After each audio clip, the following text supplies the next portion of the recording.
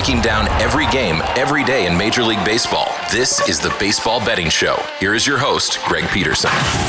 Hey, warmer for the low. Welcome to lovely Las Vegas for the Baseball Betting Show with myself, Greg Peterson, now part of the VSiN family of podcasts. We've got an excellent podcast for you as we're going to be joined in segment number 2 by one of our good friends as we're going to be chatting it up with Jon Jansen, who does such incredible work over at Fox Sports Philadelphia, the Gambler. We're going to be chatting it up with him about what we've all seen here in the first week or so of the season, the landscape of the National League, the Phillies outlook, and just how intriguing the American League is going to be as well. So some nice general chatter there in the final segment. Going to get you guys picks and analysis on every game on the betting board for this Baseball Friday as we touch them all. If you have a question, comment, segment idea, what have you for this podcast, you have one or two ways to be able to fire those in. First one is my Twitter/X timeline at GNet_81. Keep in mind, letters CM, name does not matter, so as per usual, please send these into the timeline. And the other way is find an Apple Podcast review. If you rate this podcast 5 stars, it's very much appreciated. From there, you're able to fire in whatever you'd like to hear on this podcast by that 5-star review. While I did not get in any Twitter/X questions today, we had a fun day of baseball on Thursday, a very small one. Let's take a look back at it, try to find some trends, and try to get to know these teams a little bit better. Games from yesterday is Greg buzzing about. Here is the rowdy recap. Salvador Perez had to start behind the dish because Jon Jansen missed his alarm and overslept for the Royals, and the Royals overslept their chance of getting a win.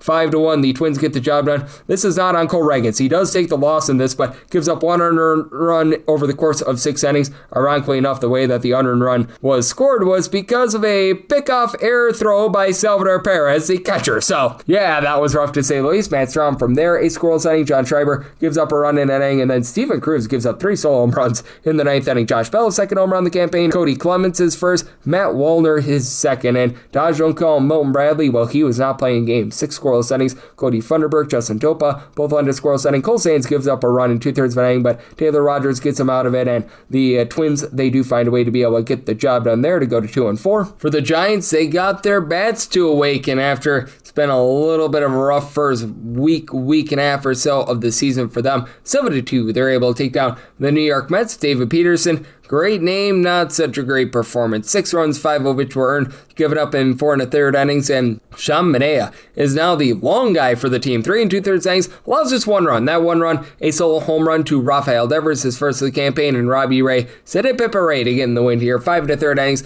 allows 2 runs to give up a home run to Mark Vientos, first of the campaign. Ryan Walker, pair of outs out of the bullpen, scoreless, and Blade Tidwell, that's quite the name. He was able to come in for 3 scoreless innings, and for the Mets, a little bit of a shaky 3-4 start to the season for them, and for the Atlanta Braves, not so shaky here. 17-2, they open up a can on the Arizona Diamondbacks.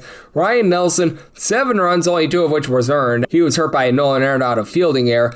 In 4 2/3 innings, allows a pair of bombs. Matt Olson, first home run of the season, and then Dom Smith, the second home run of the campaign. Jorge Mateo would go deep off of the catcher who had to come in and pitch in this game, James McCann, his first home run of the campaign, and he also had a bomb in this one from Mauricio Dubon. He goes deep off of Joe Ross, who gives up 2 runs in his 2 innings of work. For McCann, he gave up 5 runs in his inning. You did have Kevin Ginkel come in for 1/3 of an inning. He gave up 3 runs. Andrew Hoffman, scoreless inning out of him, a rarity for the Diamondbacks. And Reynaldo Lopez, relatively good start here, does allow a home run to Jordan Lawler, his first home run of the campaign, but that's all that he would give up in 5 innings. From there, Tyler Kinley, a scoreless inning. Oswaldo Beto in long relief, 3 innings. He allows 1 run along the way. And now we've got about a week plus of data here in baseball, and we have been seeing the unders doing quite well to begin the season. 47 unders of 44 overs, so 51.6% hit rate to the under. The favorites have had themselves a nice year as well. 55-37 on the money line, 59.8% of games going by way of the favorite, and for the favorites, all but 9 of them have been able to cover the run line so far. So that's what we're seeing in baseball right now. That's what we all got on Thursday. Coming up next, let's take a look at the Philadelphia Phillies, the NL East, and so much more with Jon Jansen of Fox Sports Philadelphia, the Gambler, right here on the Baseball Betting Show with myself, Greg Peterson, now a part of the VSiN family podcast.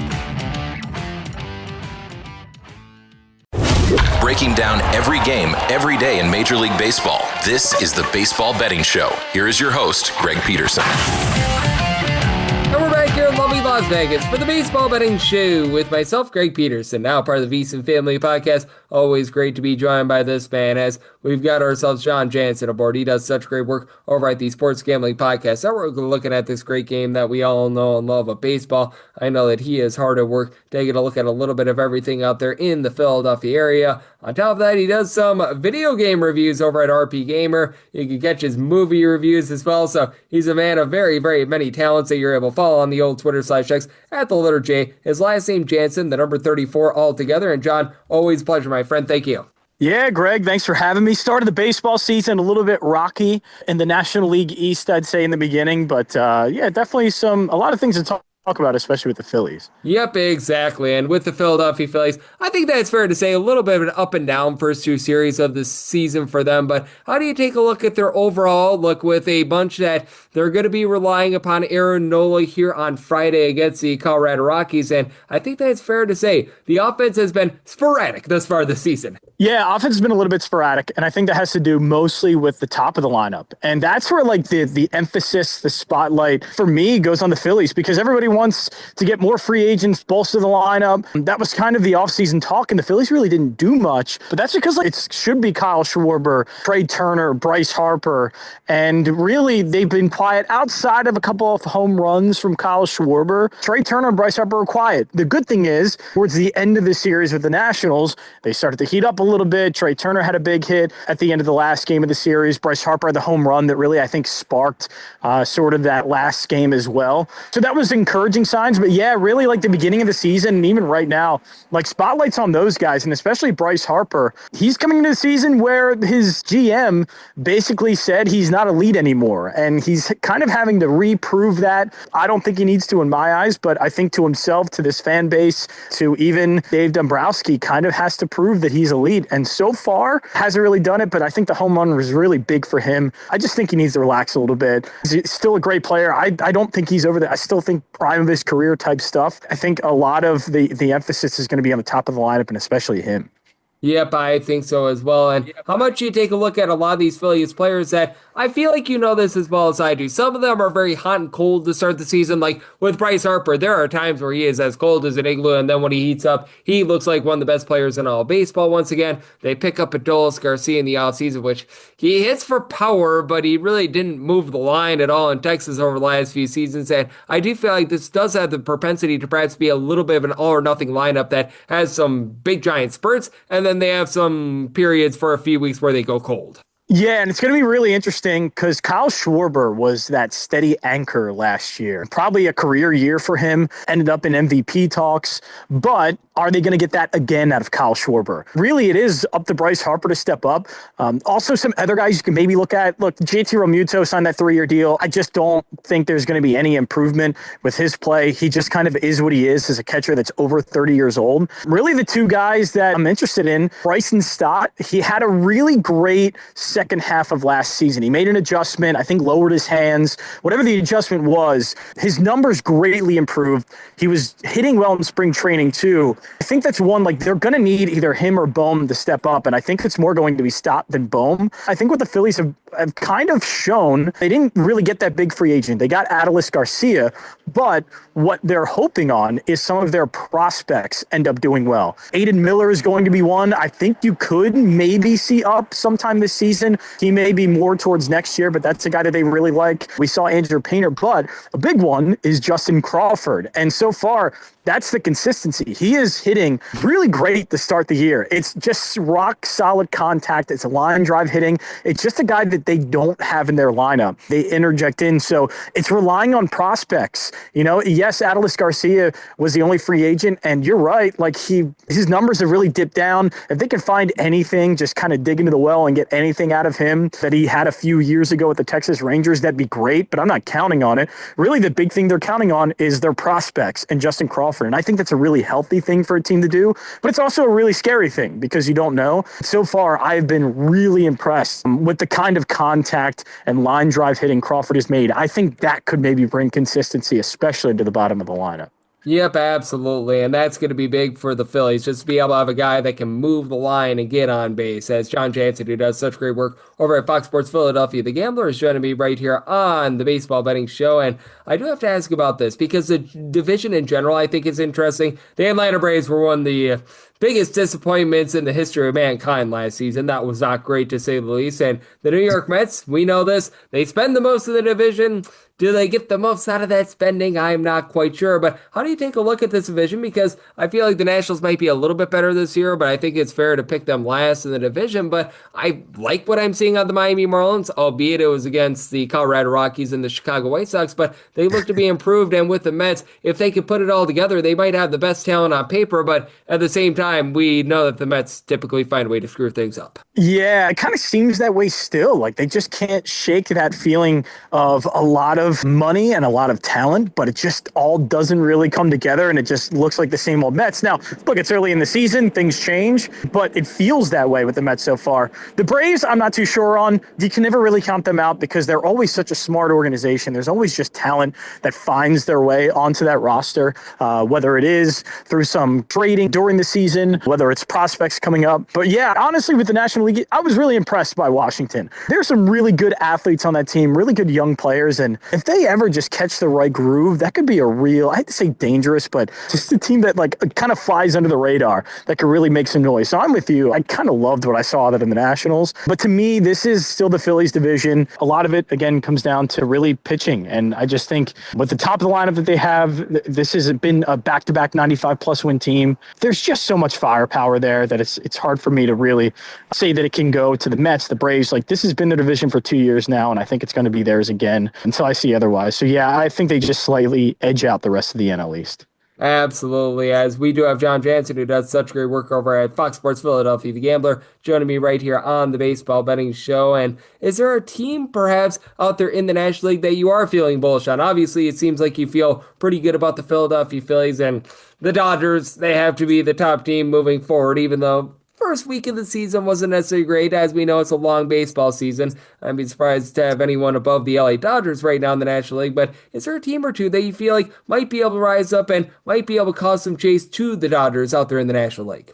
Oh, I mean, it's just the starting rotation of the Phillies, but from what I saw with the Dodgers, and yeah, they kind of ran into, in that last game against Cleveland, ran into a buzzsaw that is Gavin Williams, who is just like, man, if he stays healthy, phenomenal pitcher. But yeah, there are parts of the Brewers I really like. There are still parts of teams in the NL West, and especially the Padres, to like. And again, I think the Phillies, at least for the starting rotation, gives them like a fighting chance.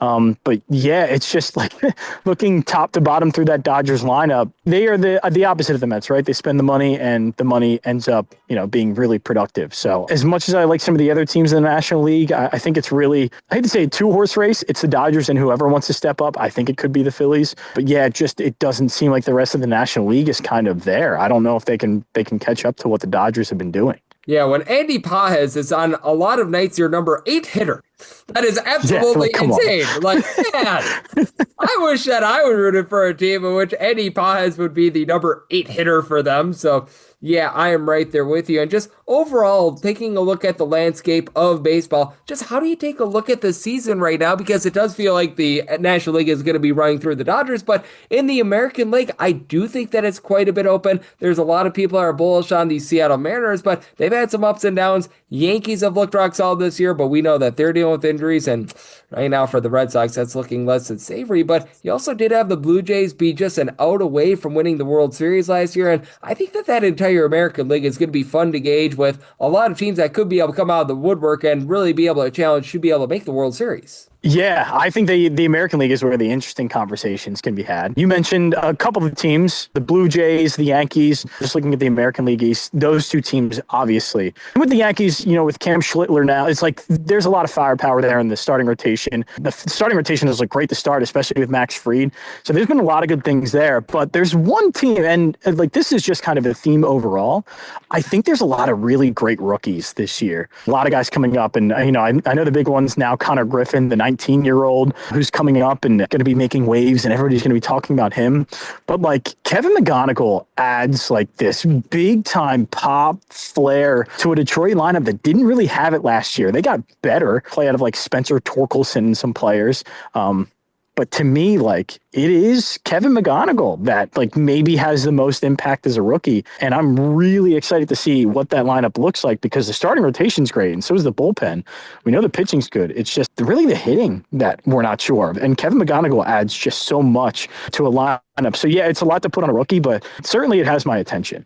Yep, it certainly does. And I do think that with the Detroit Tigers, if they can go back to the bullpen madness that they had 2 seasons ago as well, because felt like that bullpen was a little bit shakier last season, I think that that'll be big for them. And what is always big is getting great guests on this podcast. And John, you do such a great job looking at this great game that we all know and love of baseball. You're gauging everything out there in the great state of Pennsylvania, the great city of Philadelphia, and so much more. So love the good people at home. Know it's all on tap for you, and how people are able to follow along on social media and other platforms. Yeah, you can just follow me at JJansen34. Have a lot of stuff cooking up, especially with sports cards and that hobby now. Going to be doing a lot more of. So yeah, definitely just follow me at JJansen34 so we can check out all my stuff. Absolutely. And I know John, he's doing such a great job taking a look at this great game of baseball every single time he joins me. Learned such great insights and did so once again today. So a big thanks to John for joining me right here on the Baseball Betting Show, now part of the Beast and Family Podcast. Coming next, it is that time the podcast to give you picks and analysis on every game on the betting board for this Baseball Friday as we touch them all. Breaking down every game, every day in Major League Baseball. This is the Baseball Betting Show. Here is your host, Greg Peterson.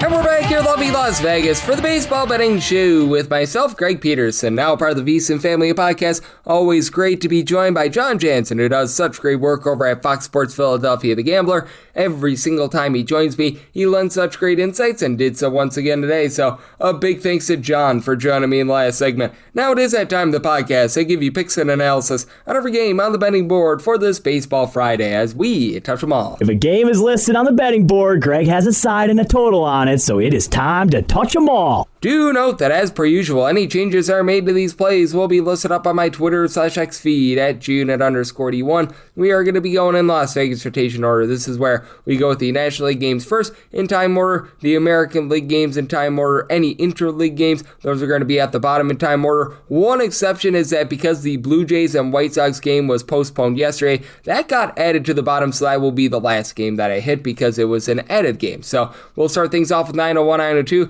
They didn't make my job easier, as you've got the Dodgers on the road against the Washington Nationals, where the betting board reads to be determined versus to be determined. Now, if you take a look at the projections, it should be Emmett Sheehan going up against Miles Mikolas, and if this is the case with the Dodgers, I'd be willing to lay about a -140 on the run line, -221 on the money line. I would need at least +222 to take shot on the Nationals, and made a total of a 9.2, 9 or less, like the over 9.5 or higher, the under. If you get Miles Mikolas, it's not great to say the least. Frankly, none of the Nationals pitchers are really that good outside of Cade Cavalli, but except for Miles Mikolas, you got shelled in his first start of the season, giving up 4 earned runs, 6 runs in total over the course of 5 innings. Last year with the Cardinals, 4.84 ERA, 5.03 fielding dependent, giving up 1.7 home runs per 9 innings, 5.8 punchouts per 9. And if you do indeed get Sheehan in this start, he has been a nice strikeout artist. Didn't necessarily have the world's greatest start. Gives up 4 runs in 3 1/3 innings in his debut to start the season, but last year 2.82 ERA,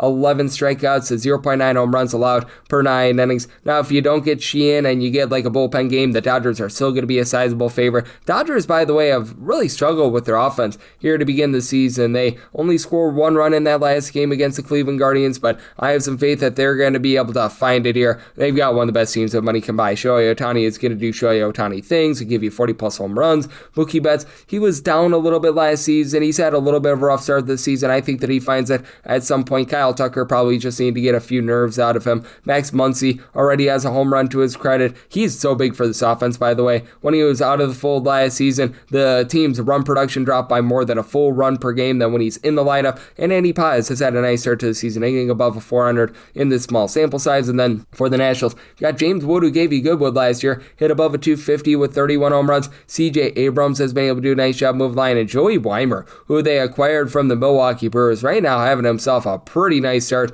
to the season as he's been hitting above a 500. I don't know if that's necessarily going to be a constant. Last season with the Miami Marlins, he was hitting more around about a 236 and has never really been too much of a power guy, but you do like to be able to see that. You still have some young guys that just have not been able to find it, like a Nasim Nunez. I don't know if he's ever going to be able to develop. The Dylan Cruz experiment obviously just went very, very much awry. Keibert Ruiz has not been what they've been hoping for, and out of 30 teams last year, the Washington Nationals were dead last with regards to bullpen ERA. You've got the likes of Gus Varland in the bullpen. I think that's a little bit better, but Ciano Perez, Cole Henry, Clayton Beater, these are untrustworthy guys. PJ Poulin, I actually like him. And then on the flip side for the LA Dodgers, you do have a guy that I absolutely love in Edwin Diaz closing out games. Then you've got Tanner Scott, who 2 years ago was so dominant. Last year, a down year. I think that he'll be able to be better this year. Jack Dreyer, Alex Vesia, both had a sub 3.25 ERA last season, so circumstance where with the Dodgers I'd be willing to go up to about a minus 140 on that run line, would need at least plus 222 to take a shot on the Nationals, and then 9 or less, like the over 9.5 or higher, the under, made my total 9.2. 903, 904, the Phillies are on the road against the Rockies as Michael Lorenzen goes for the Rockies. Aaron Supernola is on the bump for the Phillies. The total on this game is 10. Over is between minus 110 to a minus 120. The under is between even a minus 110, with the Phillies between minus 190 to minus 220 is what you're laying there. If you're looking to lay a run half, that's right around minus 120 to minus 125. Meanwhile, plus 160 to plus 180 is that number on the Rockies. I'm willing to lay up to a minus 125 with the Phillies run line. Now, I recognize that Aaron Nola was all sorts of awful last year. Like, man, he was giving up 1.7 home runs per 9 innings. That ERA ballooned all the way north of a 6. It's really not looking like it's going to be a whole heck of a lot better this season. But Michael Lorenzen, not a guy that I have a lot of faith in either. Last year with the Royals, 1.6 home runs allowed per 9 innings, 4.64 ERA with fielding dependent, even higher than that. And I will say the Rockies bullpen actually looks a little bit better. Like, they were able to find a few guys like Victor Vodnik, Jaden Hill, guys like this that posted up a sub 4 ERA last year. Jimmy Harrigan, pretty solid. And I do think that there's some upside with this lineup. Ezekiel Tovar doesn't give you a ton of power, but he's able to move line. Jake McCarthy was a nice pickup from the Arizona Diamondbacks. TJ Rumfield has had himself a nice start to the season, hitting over a 400 with a home run. Hunter Goodman was rock solid last season, so it feels like they're a little bit better than they were a season ago. And for the Philadelphia Phillies, this team does take a bit of a drop off typically when they're away from home with their offense, but now you're at Coors Field, the best ballpark factor for offense in all baseball. Adolis Garcia, so far so good with the Phillies after he, the last few seasons, was not good with the Rangers. Bryce Harper's gotten off to a slow start. I think that he'll find it at some point. Alec Boehm is hitting less than 100. That's not going to be long lasting. Justin Crawford has actually been really good for the team. Not necessarily too much of a power hitter, but guy that's able to move line. Kyle Schwarber, he's good for 35 plus home runs. Probably going to give you quite a few strikeouts as well. But for the Phillies, I also think that bullpen's a little bit better. Brad Keller had a sub 3 ERA last season with the Cubs. Yohan Duran is a dominant closer. Jose Alvarado was terrible last season. A little bit of a shaky start this season, but not having the stop and start like he had last season with the drug suspension, I think is going to help him out. And Tanner Banks, I think, is going to be able to give you some good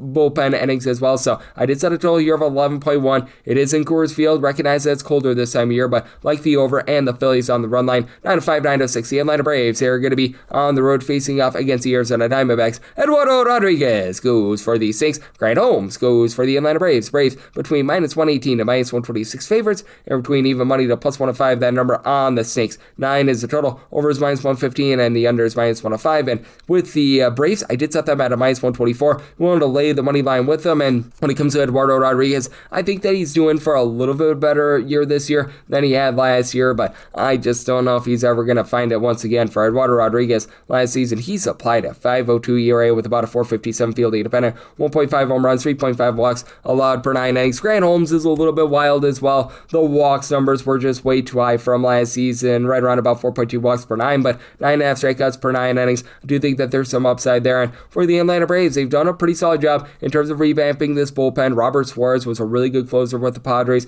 Raciel Iglesias, still a big giant roll of the dice. If they could get him going, that'd be big, but Dylan Lee sub 350 ERA last season. Tyler Kinley says being acquired from the Braves, he was awful with the Rockies, but in Atlanta, a sub 250 ERA out of him. And if Matt Olson could get back to where he was a few seasons ago, last 2 seasons, 29 home runs apiece, year before that, 50 plus bombs, that is going to be massive for this unit. They are dealing with a few injuries. Ha-Seong Kim currently out along with Sean Murphy, but with Murphy, he's pretty much at this point the backup catcher. Austin Riley is out fully healthy, and Ronald Acuna Jr., a little bit of a slow start to the season. You know that he's going to be able to pick it up sooner rather than later. And then on the flip side of things, you do have yourself a Diamondbacks lineup that has been just really good all the last few seasons. Last year, number 4 in the big leagues in terms of runs per game, and for the Diamondbacks, just locked and loaded. Geraldo Perdomo, not going to hit for a ton of power, but he and Gabriel Moreno both hit above a 270 last year. They pick up Nolan Arenado's right now looking a little bit washed. I'm wondering how long they're going to be sticking with him before going to some of these young guys. Probably going to need him while Pavin Smith is right now dealing with a little bit of an injury, and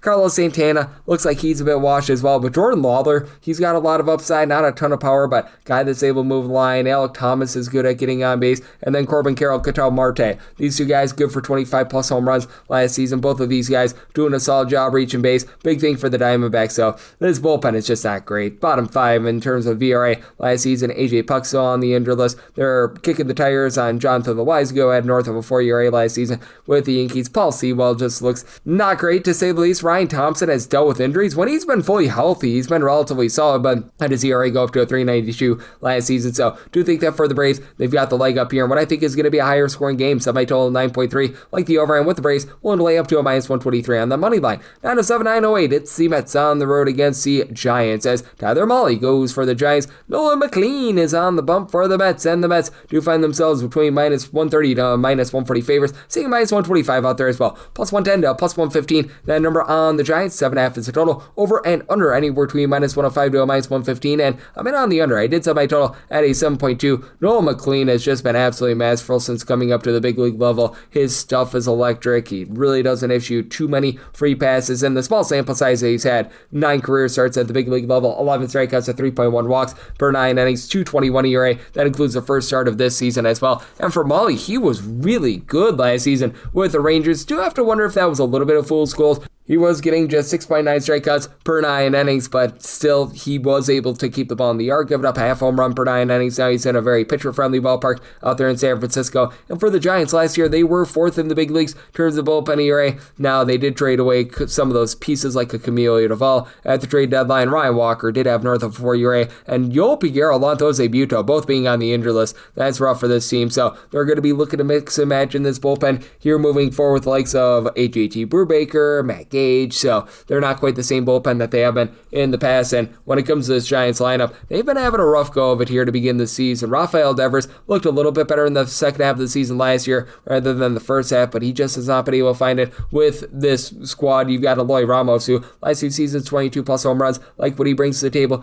Casey Schmidt is just all over the place. Some days he's hot, some days he's cold. Willie Adames, he had a rough season last year in terms of moving the line, getting on base. Matt Chapman, he's hitting below the Mendoza line of 200 right now. He's very hot and cold. Luis Arias, he continues to hit at 300, so he's a nice constant for the team, but not a lot of guys really drive him in. And then on the flip side for the Mets, Juan Soto, 43 home runs, hit for north of a 375 on base. You know what to expect there.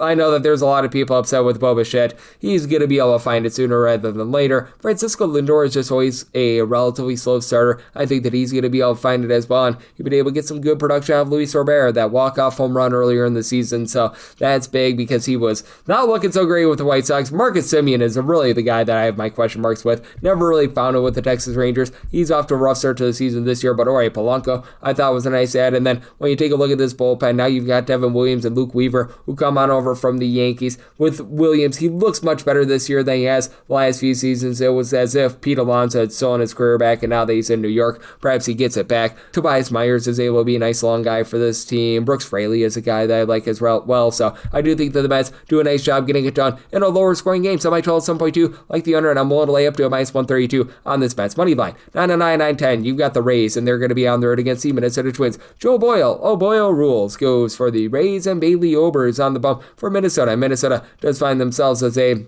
minus 110 to a minus 120 favorite, and between even money to as good as a plus 102. That number on the Rays, 7.5 is the total. Over and under anywhere between minus 105 to a minus 115. Willing to go up to a minus 115 on the Twins money line, mostly seeing between minus 110 to a minus 115. For Ober, it was a rough year for him last year, giving up about 1.8 to 1.9 home runs per 9 innings, career low, 7.2 strikeouts per 9 innings, to go with the 5.10 ERA, but still, I do think that with it still being a little bit cooler out there in Minnesota, he's going to benefit from that. Still only gave up about 1.9 walks per 9 innings, and then Joe Boyle had good stuff last year with 10 strikeouts per 9 innings for this Rays team, but he also gave up 4.8 walks per 9 innings, and he cannot afford to be knocked out of the start early because this Tampa Bay Rays bullpen right now is absolutely terrible.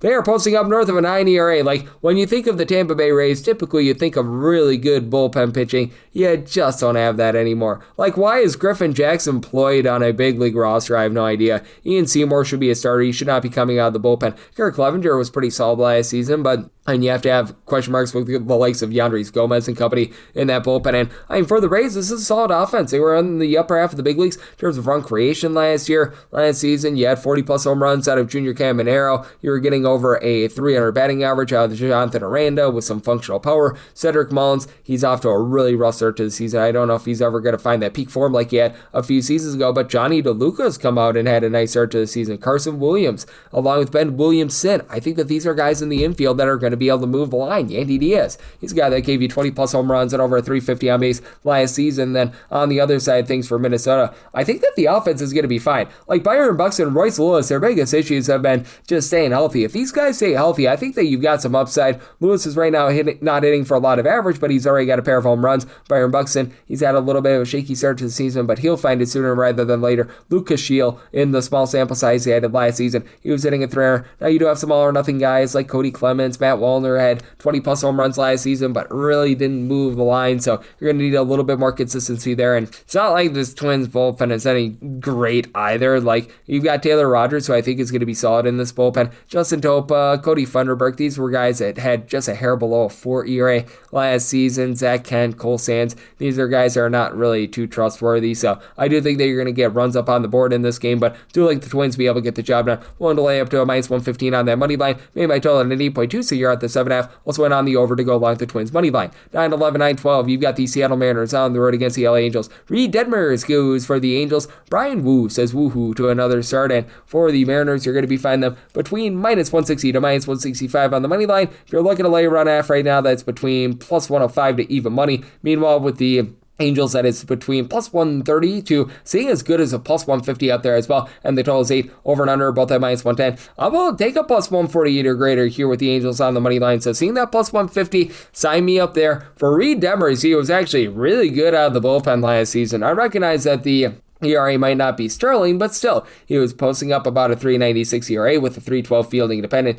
Here is the issue, though. When he's been in the role of a starter, it just has not went so well for him. As a relief piece, he's been able to do a pretty solid job in terms of holding down the fort. His career as a starter sees him giving up about 1.3 home runs per 9 innings. His ERA as a starter is more around about a 4.91, and for Brian Wu, 2.93 ERA last season, 9.5 strikeouts, 1.7 walks per 9 innings, but also did give up about 1.3 home runs per 9 innings. Dealt with a pectoral issue towards the back half of the season last year. You have to wonder if there might be some lingering effects with that this season. And for Brian Wu, first start out, neither here nor there. Gives up 2 runs over the course of 6 innings, but had that really good swing and miss stuff. And he is backed up by a Seattle Mariners lineup that last year was averaging 5.1 runs per game away from him. That was número dos in all baseball. And for Seattle, they would have just such supreme offensive numbers if it wasn't for the fact that they play in one of the most pitcher-friendly ballparks in all baseball. But you know what you're going to be able to get out of big dumper Cal Raleigh, 60 home runs last season. I don't think that he gets quite 60 this season, but I am Luke Raley, 3 home runs this far this season. Dom Canzone has put up a pair of bombs. He's hitting above a 300.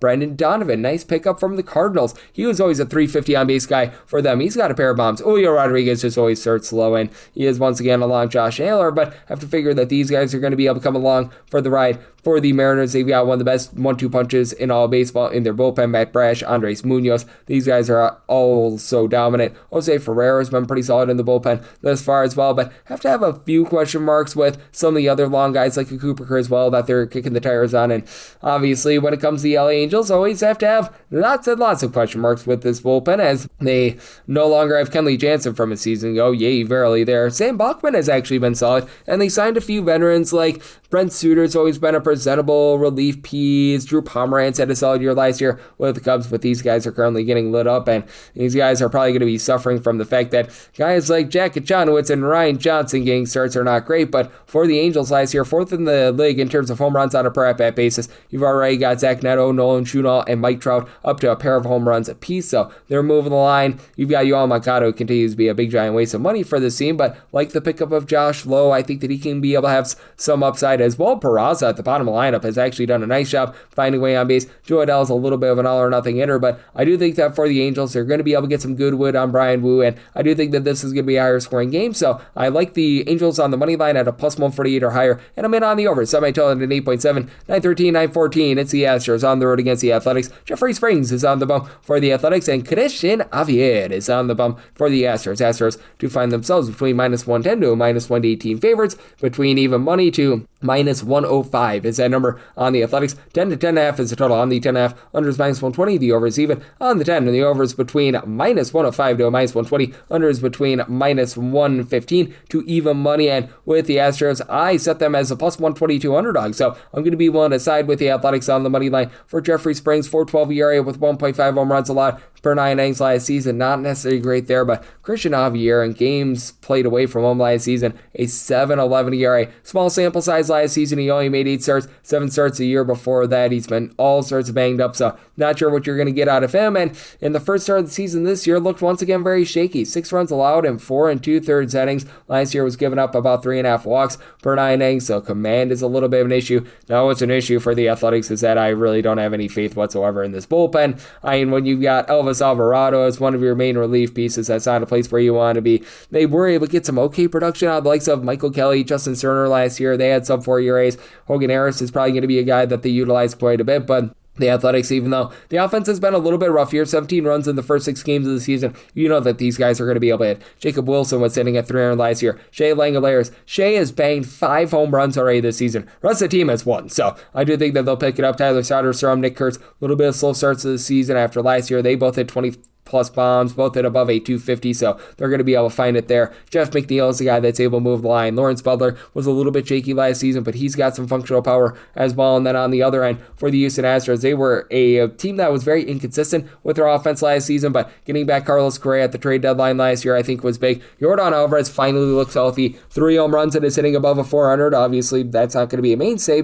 and he's been looking solid. Jose Altuve is an Angels wonder, already giving you a pair of homers, does a nice job in terms of moving the line, and this is always one of the best teams in all of baseball in terms of not striking out. They've had a few more punch-outs than what you'd like here in the beginning part of the season, and it's a little bit of a top-heavy lineup. The guys like Jake Myers, Cam Smith in the outfield don't necessarily have a ton of faith in them, but they've been able to get some relatively good production out of Isaac Paredes as well, so I do think that with the Astros, they're going to be able to find a little bit there, but I also do think that for these athletic pitchers, they're going to have much more success pitching at home than they did a season ago. Now it's year number 2 of pitching out there in Sacramento, so I think that they've been able to, shall we say, experiment, find what did/should not work. I think that that'll help keep things down just a little bit more in terms of the scoring here, so my total 9.7, like the under, and with the Athletics, willing to lay it on the money line, made them a minus 122 favorite. 9:15, 9:16 on the card. It's the Cardinals. They're going to be on the road against the Detroit Tigers, as Framber Valdez is on the bump for Detroit, and Michael McGreevy goes for St. Louis. St. Louis does find themselves as an underdog between plus 143 to a plus 152. Minus 167 to minus 184, seeing as good as minus 160 as well. Your number on the Detroit Tigers, so on this game is 8. The over and the under anywhere between minus 105 to a minus 115, seeing a straight 7.5. That over is minus 120 and the under is even. I do like the over. I did set my total at an 8.3. Now for McGreevy, he did a really good job in terms of not beating himself. He's not a guy that is going to give up a lot of walks, and did an okay job keeping the ball in the yard last season. Last season gave up 1.1 home runs, 1.9 walks per 9 innings, but also just 5.5 strikeouts per 9 innings. And for Framber Valdez, his last 10 starts of the season for the Astros last year were terrible. Gave up 4+ runs in 8 of them, and looked much better in his first start as a member of the Tigers, gave up 1 run in 6 innings that was earned, 2 runs in total, but also did give up 7 hits along the way as well, so do think that there might be a little bit of regression there. He's always been a good but not a great swing and miss guy, but also for the Detroit Tigers, I think that you've got a lot of firepower with this lineup. Just so many guys up and down the boulevard. They're able to move the line, get on base. Kevin McGonigal, Cole Keith are not necessarily going to be like super power hitters, but these are 2 guys I think can hit at 275 this year. Riley Green, 35 plus home runs last season. Kerry Carpenter, 25 plus home runs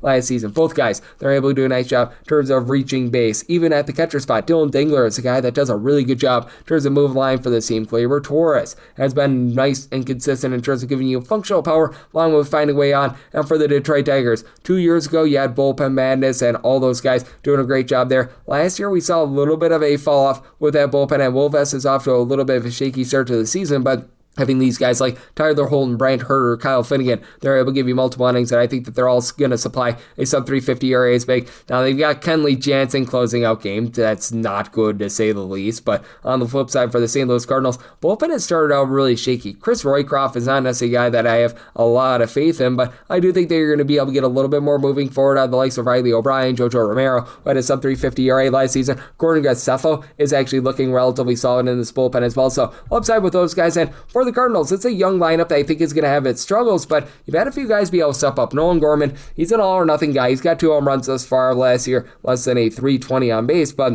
I like what he brings to the table. Ivan Herrera last year was giving you over a 350 on base. J.J. Weatherholt already has a game-winning hit. Victor Scott, Jordan Walker, they look to have taken some massive strides forward with their bats after last year. They were not so great, to say the least. So I do think that you're going to be able to get some runs up on the board in this game, but I do think that ultimately the Tigers do find a way to be able to get the job done here. If you're looking to lay a run off with the Tigers, that's right around about plus 123 to a plus 130 at a plus 125 or better. Going to take that Tigers run line. I like the over. Semi-total at an 8.3. 917, 918, it's the Marlins on the road against the Yankees as Will Warren goes for the Yankees and Eury Perez is on the bump for the Marlins, and the Marlins are a pretty good-sized underdog of between plus 143 to a plus 150. Meanwhile, minus 155 to minus 175. That number on the Yankees, 8 is the total over and under, anywhere between minus 105 to a minus 115. And if you're looking to lay the run line of the Yankees, between plus 122 to plus 130 is where you're finding that. I'd be willing to go plus 128 or better on that run line. Eury Perez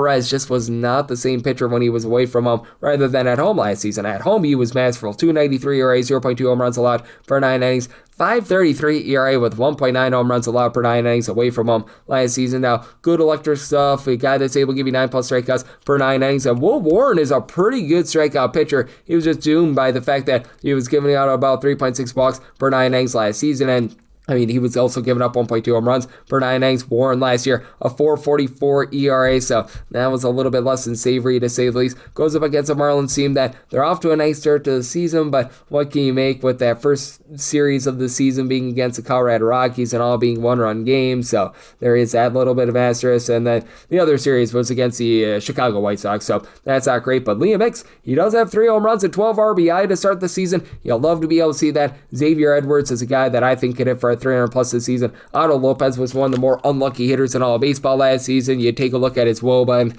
he was at a big giant negative there, so that should be going northward. Alberto Hernandez had himself some solid moments last year, and Owen Cossey is a guy that they picked up from the Cubs. He was a very good prospect for them. And Jacob Marcy, guy that partook in the World Baseball Classic. Right now, the Marlins bullpen ERA is sub-1. I don't think that this is going to be a mainstay. I think that they'll be probably an above-average bullpen like John King, who they picked up from the St. Louis Cardinals.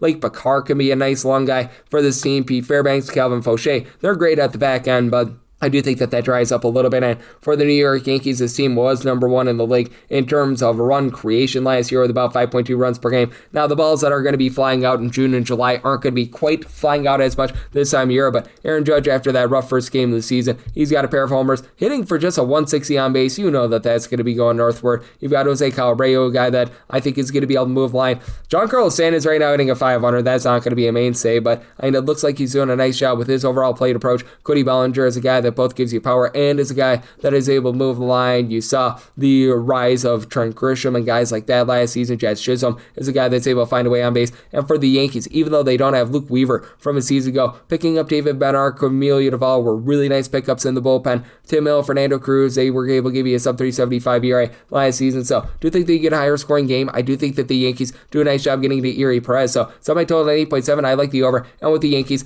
at a plus 126 or better, willing to lay that minus 1.5 run line. 919, 920 on the card. You've got yourself the San Diego Padres on the road against the Boston Red Sox. Sonny Gray goes for the Sox. Michael King hopes to be the king for the Pods. And for the Red Sox, they're between minus 113 to minus 121 favorites. Even money to plus 105. That number on San Diego, and 8.5 is the total. The over is minus 115 to minus 120. The under is between even and minus 105. And when it comes to the Padres, I need at least a plus 121 to take a shot. So wouldn't want to go past a minus 120, but I'm going to be willing to lay a minus 120 on the money line. Now, I recognize that Sonny Gray looks absolutely cooked. He had a rough first start of the season in that game against the Cincinnati Reds. And you just take a look at what he did towards the back half of the season last season. For Sonny Gray, in the second half of the season, he was posting up about a 5.45 ERA, was giving up about 1.8 or so home runs per 9 innings. And for Michael King, he's looked relatively solid here to begin the season. First start of the campaign, he goes out there, fires 5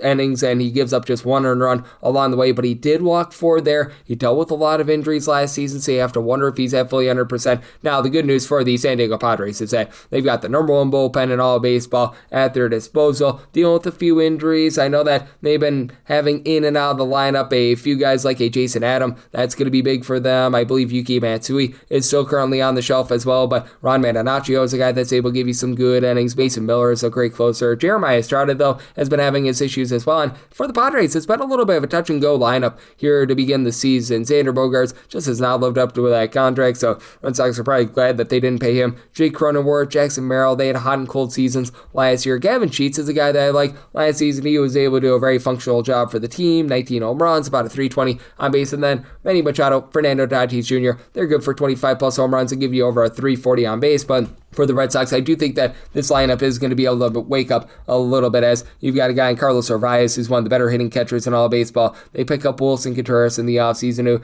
may not quite be the guy that he was once before, but Trevor Story had himself a nice second half of the season last year. Last year, he was able to give the team about a 265 average with 25 plus home runs, so I mean, that's going to be big for you. And Weiler Abreu already up to a trio of home runs this season. Ceddanne Rafaela and Roman Anthony do a good job in the outfield, move the line, and Rafaela is good for 20 plus home runs. And this is a Red Sox team that was a top 5 team with regards to bullpen ERA last season as well. Aroldis Chapman is arguably the best closer in all of baseball right now. Garrett Woodlock is able to give you good, solid, multiple inning appearances. Justin Slayton last year did have north of a 4 ERA. Season before that, he was really good. I think that he returns to form. I like the pickup of Danny Kalum, and I do think that for Sonny Gray, he settles in a little bit more here. I do think that with King, he's going to give up a few runs, as I do think that the Red Sox return to form with their offense. So here at the 8.5, I do like the over, so my total at 8.8, and I'm willing to lay up to a minus 120 on the money line of Boston. 921, 922 on the card. It is the Reds. Yes, we're on to Cincinnati, who's on to the road against the Texas Rangers. Mackenzie Gore hopes to not get gored for the Rangers, and Brady Singer hopes to have the Rangers singing the blues. And the Reds are between plus 135 to plus 145 underdogs, minus 157 to minus 168. That number on Texas with a total of 8. Under is minus 115. The over is minus 105. If you're looking to lay run half with Texas,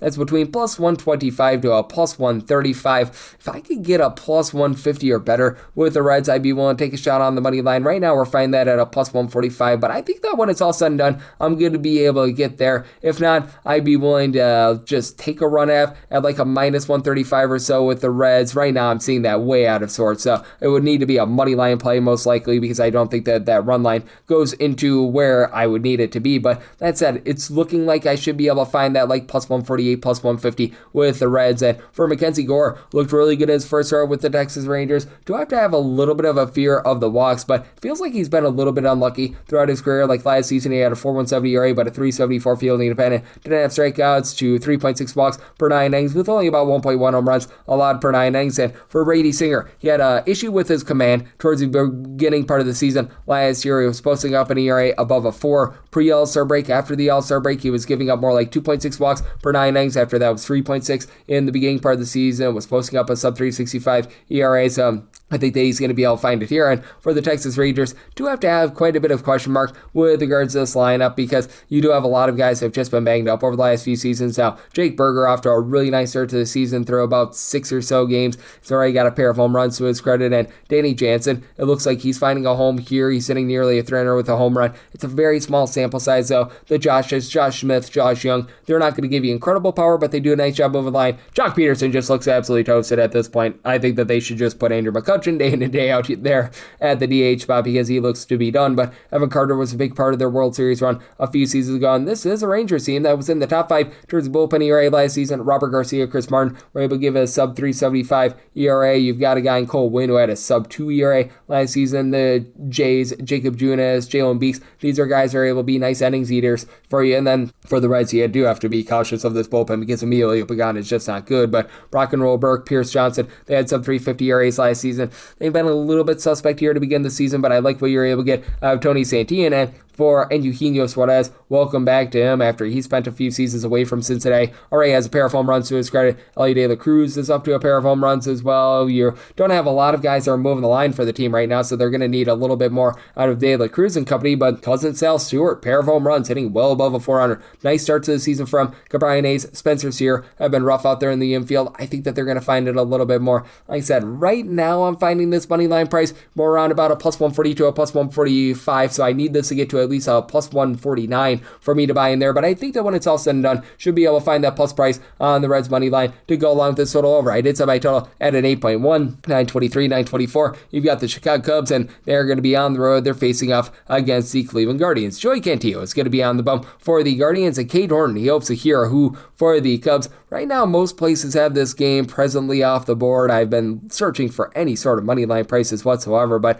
they have yet to be posted, but I've got my handicap on this game with the Cubs. I would need pretty much any sort of plus number with them. I set them as a plus 103 underdog. I'd be willing to lay up to minus 102 on the Guardians, so whoever becomes plus money, that's what I'm going to be betting in. Set a total of a 7.7, 7.5 or less in on the over, 8 or higher to the under. Joey Cantillo was quite good towards the back half of the season last year. Has always had a little bit of an issue with regards to command, but he was able to do a nice job settling down towards the back half of the season last year for Joey Cantillo. Overall last year, did give up 4 walks per 9 innings, but 10.2 punch outs, 0.9 home runs per 9 innings, 3.21 ERA, and in his first start of the season, did give up a pair of runs in 3 2/3 innings, knocked himself out early because he was jacking up his pitch count, but the good news is he still has a top 5 bullpen in terms of ERA at his disposal. That bullpen is dealing with Hunter Gaddis currently being out with an injury, and Cade Smith has not been good to start the season, so that's been a little bit suspect, but Kobe Allard is a pretty good long guy for this team. They pick up Colin Holderman, who he's got some upside in my opinion. Last year with the Pirates, it was just absolutely terrible. 2 years ago, he was posting up 3.16 ERA. He was dealing with injury last season, so I think that he's going to be able to give you some good innings. Eric Sabrowski has been really good in the bullpen over the last few seasons, and this is a Cleveland Guardians team that has looked much better with their offense here to begin the season, with Chase Lauder getting 4 home runs here in the first 7 games of the season. Jose Ramirez, he's only got 1 home run. You know that he's going to be able to find it sooner rather than later. Steven Kwan, it looks like he's going away from trying to hit for power and just trying to move the line, get on base, which is exactly what he should be doing because you do still have some untrustworthy bats, the likes of Daniel Schneemann, Anel Martinez, Brian Rocchio, Gabriel Urias. These guys had hit a 230 or lower last season. Like Austin Hedges is a terrible hitting catcher. Bo Naylor doesn't move the line, so you're going to need those top guys to really be able to just carry the mail for the team. And then with the Cubs last year, they got off to a really nice start with their offense. Second half of the season, that waned, but Ian Happ looks like he's in for a big year. 3 home runs already this far this campaign. Alex Bregman has a pair himself, not hitting for a ton of average, but you know that that's coming around. And then Nico Horner is just a steady guy that hits for darn near a 300. Michael Busch, he was able to give you about a 350 on base last season. You need more out of Moises Ballesteros, Dansby Swanson. These guys are off to a rough start to the season. Carson Kelly is an okay power hitter, but he's better in terms of just being a move line, get on base. He and Miguel Amaya, good hitting catchers. And for the Cubs, this is a mix and match bullpen like Drew Pomeranz, Brad Keller from last year. They're gone, so you replace them with Hobie Miller and Phil Matone. And for Matone, he hasn't been good the last few seasons. I think that he's in for a rough year this year. Hobie Miller is always a guy that I've always thought was relatively respectable. Had a little bit of a rough last few seasons, but I remember 2023 had a sub 2 ERA with the Brewers, so I think that that could be a good pickup. Daniel Palencia is a pretty solid closer, and for Cade Horton, I do think that there might be a little bit of regression from what we saw that rookie season because he was just absolutely on fire in the second half of the season, but he's not necessarily too much of a swing and miss guy at the very least as of yet. 7.5 strikeouts at 2.5 walks per 9 innings last season. Last season a 2.67 ERA, but more like a 3.58 fielding dependent. So whoever becomes plus money is who I'm taking. I set my money line price with the Guardians at a -103. So whoever I'm able to get plus money on, that's who I'm going to be betting. And then 7.5 or less in on the over, 8 or higher the under. 925, 926. The Orioles are on the road against the Pittsburgh Pirates. Mitch Keller goes for the Buccos, and you've got Mr. Kyle Bradish on the bump for Baltimore. Baltimore between -120 to -125 favorites. Plus 102 to plus 110 is that number on Pittsburgh, and total on this game, anywhere between 7.5 to 8.5. On the 8.5, under is -115, the over is -105. On the 8, the over is -115, the under is -105. On the 7.5, the over is -125, and the under is plus 105. Semi-total 7.6, so I'm looking mostly at 8s in terms of the jurisdiction that I'm able to bet, and I'm going to be taking one of those to the under. If we can get an 8.5, all the better, but 8 or higher, I'm going to be in on the under. Kyle Bradish, it was a very small sample size for him last season, but he was getting in that small sample size darn near 13 strikeouts per 9 innings in the limited sample size that we've seen from him dating back to the beginning of the 2024 season. A sub 285 ERA, does a nice job keeping the ball in the yard for his career. 0.9 home runs allowed per 9 innings, and I think that he's going to be the bee's knees this season. Now for the Baltimore Orioles, the bullpen is still not necessarily trustworthy, but I think that Yunier Cano, after a rough last few seasons, he's going to be able to find it a little bit more. Uncle Rico Garcia is pretty presentable in this bullpen. Ryan Helsley looks like he's back to being the Ryan Helsley that we all know and love as well. And for the Orioles, they are dealing with some injuries in that lineup. Jordan Westburg is on the 60-day injured list. That's not great. Jackson Holliday is dealing with injury as well. But Pete Alonso, he always hits for 30-plus home runs. Pretty solid in terms of moving the line. You're going to need the young guys to be able to step up. Colin Cowser, Samuel Basayo, what are you going to be able to get out of these guys? I like Dylan Beavers towards back half of 2025, but will you be able to do that for a full 162? Gunnar Henderson, he's a pros pro, and Taylor Ward had 30-plus home runs last season for the Angels. So you've got good power. Have to have question marks in terms of moving the line, especially what you're going to be able to get out of Adley Rutschman. And for the Pirates last year, they were dead last in the big leagues in terms of runs per game. They revamped this lineup. O'Neal Cruz already has a trio of bombs. He's looking solid with that regard, but did not hit for average last season. Brandon Lau, Marcel Ozuna were relatively solid pickups. Ozuna especially, he had 25-plus home runs last few seasons, and I really like the fact that they've got Ryan O'Hearn as well, a guy that last year, between his time with the Orioles and I believe the Padres, over 350 on base, functional power out of him. And then for the Pirates, it's a hit-or-miss bullpen. Isaac Madsen is relatively solid, but Yohan Ramirez had north of a 4 ERA. Hunter Barco looks absolutely terrible for this team. Mason Montgomery had a 5.67 ERA with the Tampa Bay Rays last season. Justin Lawrence was solid. Dennis Santana is solid, but now they've got Gregory Soto as a closer, and that's not trustworthy whatsoever. And for Mitch Keller, it's just a guy that has not been able to really just find a way to be able to get swings and misses. Last season, he was down below 8 strikeouts per 9 innings, and he had a worse ERA at home rather than away from home. 4.33 home ERA, 4.02 ERA on the road. Does an okay job keeping the ball in the yard. Only about 1 home run allowed per 9 innings, and he didn't give out a ton of walks last season, right around about 2.6, 2.7 walks per 9 innings, but do think that the Orioles do just enough to be able to get to him here. And what I think is going to be solid pitcher Zool. So I told 7.6, like the 8+ to the under, and I'm willing to lay up to -124 on the Orioles. Money line, 927, 928 on the card. It's the Brewers. They're going to be on the road against the Kansas City Royals. It was supposed to be Michael Wacha getting the start for the Royals, but Luinder Avila now has to take his place because Wacha was dealing with ailment. And then Chad Patrick is on the bump for the Brewers. Relative pick'em game here with the Brewers between even money to -110, -110 to -120 is that number on the Royals. Mostly seeing 9s with the under at a -120 / a -115. Overs between even money to -105. Seeing some straight 8.5s out there as well. On the over of 8.5, that is -120, and the under is even. And for the Brewers, I did set them on the money line at a -114. I'm going to be one to side with them.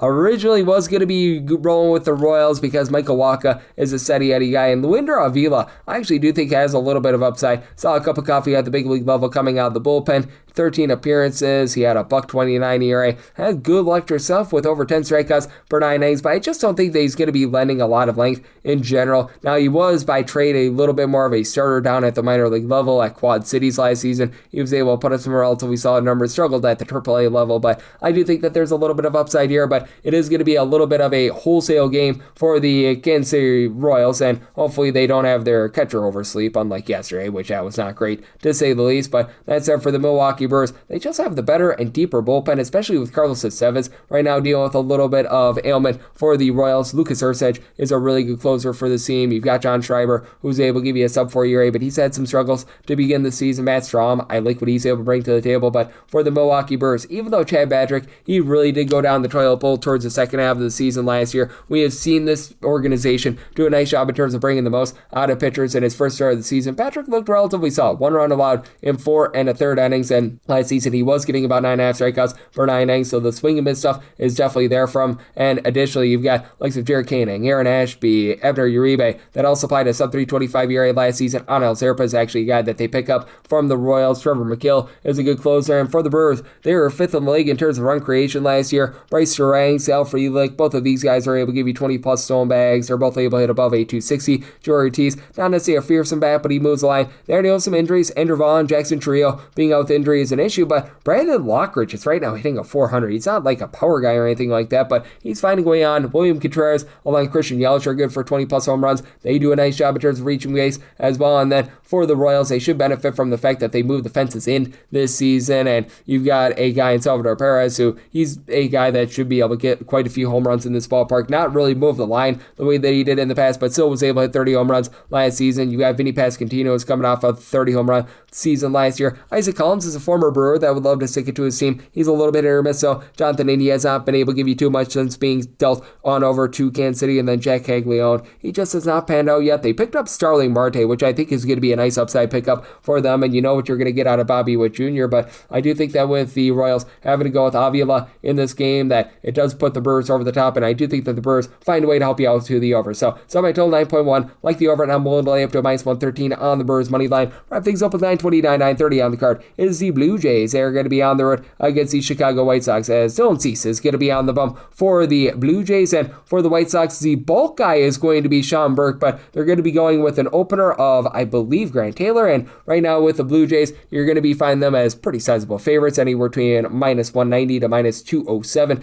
Meanwhile, plus 168 to plus 175. That number on the White Sox total on this game is 7.5. The over is minus 115. The under is minus 105. If you're looking to lay a run half with the Blue Jays, that's between minus 115 to minus 120, and I'm going to be willing to lay the run line here with the Blue Jays because I do think that they do a pretty rock-solid job in this ordeal in Dylan Cease's, shall we say, return home. I did set my total at an 8.3 as well because you have seen Dylan Cease have his issues. Last season, he was giving up about 3.8 or so walks per 9 innings, so he does have the propensity to knock himself out of starts early, but he's also a guy that year in and year out gives you over 10.5 strikeouts per 9 innings. So again, the 4.55 ERA was a little bit rough, but now you've got a guy in Sean Burke who's going to be coming in after the opener of Taylor, who had north of a 4.5 ERA coming out of the bullpen last season, so that was not necessarily great to say the least. And for Burke, he was giving out over 4 walks per 9 innings last season. He had a little bit of a lower ERA than Cease did last year at a 4.22, but a 4.92 fielding dependent. He was giving up about 1.5 home runs per 9 innings, backed up by a bullpen that overall has been posting up a really rough ERA of about a 9, bottom 2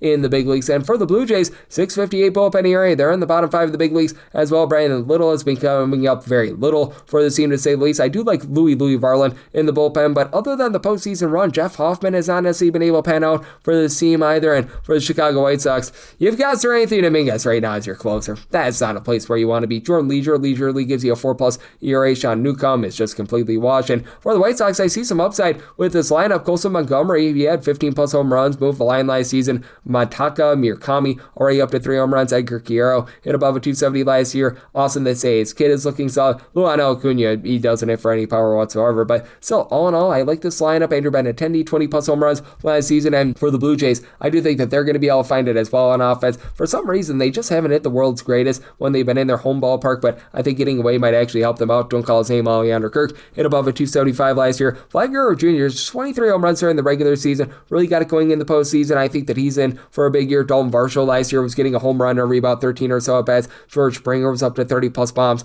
last season. I like the pickup of Jesus Sanchez, and Kazuma Okamoto is a guy that I think is really going to be able to produce as well. So set a total here of an 8.3. I like the over, and with the Blue Jays, willing to lay up to a minus 122 on that run line. And that'll wrap things up for the Friday edition of the Baseball Betting Show, now part of the VSiN family of podcasts. Big thanks to Jon Jansen, who does such great work over at Fox Sports Philadelphia, The Gambler, for joining me in the last segment. If you do like hearing from this fine podcast, Baseball Betting Show, you're able to subscribe wherever your podcasts, Apple Podcasts, Google Play, Spotify, Stitcher, and TuneIn. If you have a question, comment, segment idea, what have you for this podcast, you have one or two ways to be able to fire those in. First one is my Twitter/X timeline at gunit_D1. Keep in mind, letters CM, they mean does not matter. So, per usual, please do send these into the timeline. The other way is find an Apple Podcast review. If you rate this podcast 5 stars, it's very much appreciated. From there, you're able to fire in whatever you'd like here on this podcast via that 5-star review. Coming at you guys with picks and analysis on every single game, every single day. So I'll be back with you once again tomorrow. Thank you so much.